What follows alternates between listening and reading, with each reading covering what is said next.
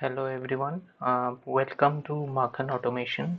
Today I will be sharing most commonly asked questions for ISTQB Foundation level certification. This video will help you to clear ISTQB certification in first attempt, and you do not need to go for further coaching or classes. Let's start the session. So before I start the session, I would like to tell you few benefits if you clear this certification. Benefit number one, you will have more knowledge in terms of testing, how it works.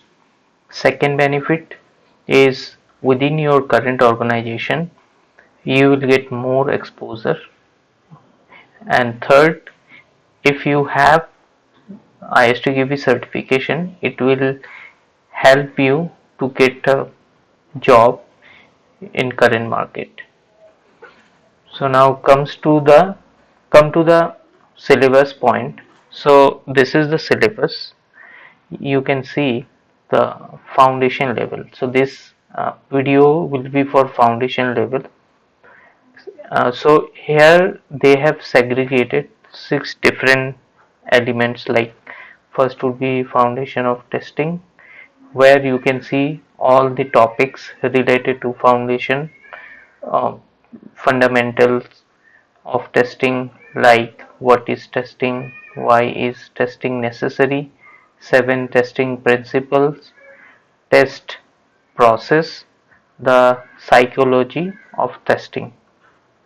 This way you will have more topic, like under testing throughout the software development life cycle. So you will have, these are the topic below. Same goes for static testing, static testing basics, review process.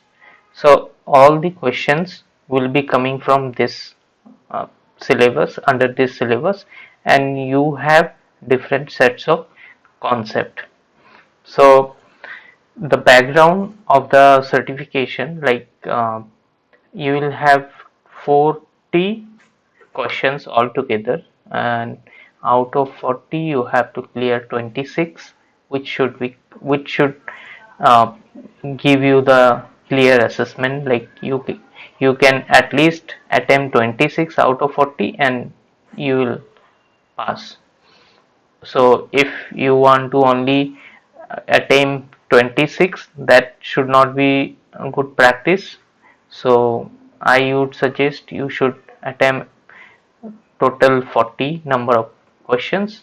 So I am going to share today when I completed this certification in 2021, and I have noted down all the questions, and the same I am going to share with you guys, so that you can easily go through all the questions and answer and try to attempt.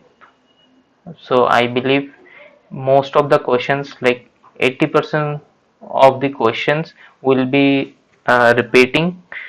So you may get 10 to 20% different sets of questions. So I suggest, with this video itself, if you just focus on the topics, whatever you can see as a green boxes, so please refer to the ISTQB site to get the foundation level, all the contents. It's very updated one after 2018 revision. It is the latest one, and same you can read all these topics and you can get better marks. So let's start. So this is the foundation of testing. There are 6 different pillars. You can see the foundation: life cycle, static testing, dynamic testing, techniques, management, and tools. So the question will be around this 6 buckets only. So now here you can see they have segregated all the topics, and whatever the question will be, they have also mentioned the questions. What are the questions will be coming from which topic? So the very first one you can see the foundation fundamentals of testing. So here there will be total 8 questions you will get from this topic. After this testing throughout SDLC, you will get 5 questions. From static testing, you will get 5 questions. Test techniques, you will get 11 questions. Test management, you will get 9 questions from here. And the last one, tool support for testing, you will get 2 questions. So total you can see here it's mentioned like 40, and they have segregated in Q1, K1, K2, and K3. Now let's do the question sets. Like question, whatever you can see here, it's already when I had given in the month of January 2021, I have attempted these questions and the answers. So I will also suggest you just go for this question, just look at the questions and remember all the answers. So the very first question, how many regression cycles testing is performed? So if you see option 1 is incorrect, or B 2 is incorrect, C as long as time and budget allows, and D till all bugs are found. So here the right answer is C, as long as time and budget allows. Now come to the next question. Component testing is a what? So the first is test type, second one is test level, third one is test technique, and the fourth one is test strategy. So here the right question answer is B, test level. Next, come to third question. Which of the following is not related to component testing? So here the question is not related to the component testing. So option A, stubs and simulators. B, tests for modules and classes. C, checks interfaces and interactions, and D, unit testing. So here if uh, you see, first one is incorrect, and this second one is incorrect. The third one is the correct answer for this question. So which of the following is not related to the component testing? The correct answer is C, checks interfaces and interactions. Now come to fourth question, number 4. Now here you can see, consider the following equivalent partitions. So it start from less than equal to -100, greater than -100, less than 100, greater than equal 100, and less than 1000, greater than equal 1000. Which of the inputs given covers all equivalent classes? Now these are the options A, B, C, D. Let's start with A. -99, 0, 100, 1000. So it didn't cover minus 100. Also it didn't cover below 1000. That means it's incorrect. Now come to option B, minus 105 minus 100 998 1005. Here you can see 105, it's already above 1005 is already crossed 1000, and at the same time it didn't cover minus 100. So it started with minus 105, but we are looking for minus 100. That means this is also incorrect. Now come to the third option. Here you can see it started from minus 102, then minus 98, then it's covered 1000, and the last one shows 1001. So somehow it cover like nearby only, but it didn't cover below 1000. That means this is also incorrect. Now the D option is the correct answer for this question. So we will check now. So it started from 101 minus 101, and it's 0. Okay. After that 999. So this is the area where it should mention like it should below 1000. That means it's cover. At the same time greater than equal to 1000. Also it's cover 1000. So here the appropriate answer is option D. Let's come to question number 5. So question is, what is the benefit of informal review?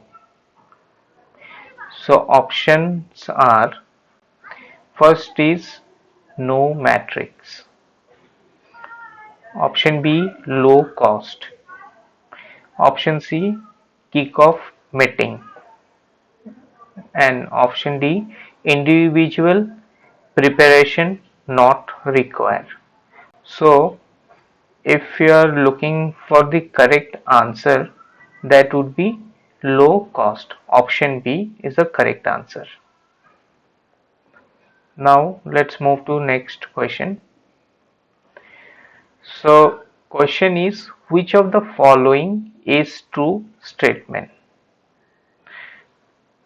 Option A, 100% statement coverage ensures 100% decision coverage. 100% statement coverage ensure 50% decision coverage. 100% decision coverage ensure 100% statement coverage, and 50% decision coverage ensure 100% statement coverage. So here the correct answer is option C, 100% decision coverage ensure 100% statement coverage. Now let's move to next question. Here the question number 7 is, if condition A or condition B, then print C, and if. So question is, how many test cases are required for 100% statement coverage? So you will get this kind of question while doing the ISTQB certification. So with if the question will be the topic will start for if, like if condition this that, then what. So always remember, if you are getting if kind of question, so what would be the answer for this? So we'll just quickly go through this diagram so that we can understand. So here it's a start. So if start, then first if condition A or condition B. So here we do not have any else condition, only if. So it is direct, like it's a direct execution. If you will just come in if condition A or condition B and then print C. That's it. So in that case, what would be the correct answer? So it would be always 1, because there is no else condition or no multiple choices you have to do. Straightforward, you will just execute. So the correct answer is 1. Next, come to question number 8. In a testing, tester has found the bug. What he needs to do next? So the question is very familiar question, like for us. So the options are: inform the developer immediately. Option B, inform the manager immediately. Option C, try to recreate it again. And option D, don't do anything, write the bug report. So option A is incorrect. Inform the developer immediately. This is incorrect. Option B also incorrect. Inform manager. Option D also incorrect. Don't do anything, write the bug report. So the correct answer is option C. Try to recreate it again. All these steps, how you did, mm, how you got that bug. Just write down all these steps and what is your expected and what is your actual result. That's it. So the option C is the correct answer. Now let's move to question number 9. Which of the following is not part of test plan activity as per IEEE? So now we'll go one by one all these options. So option A, budget and resource. So for test plan activity, budgets and resources is important. That means it's incorrect. Option B, matrix for monitoring and control, which is also correct. And option C, entry exit criteria, that is also required for test plan activity. Option D, evaluation of pass fail criteria citation. Yeah. So evaluation of pass or fail citation.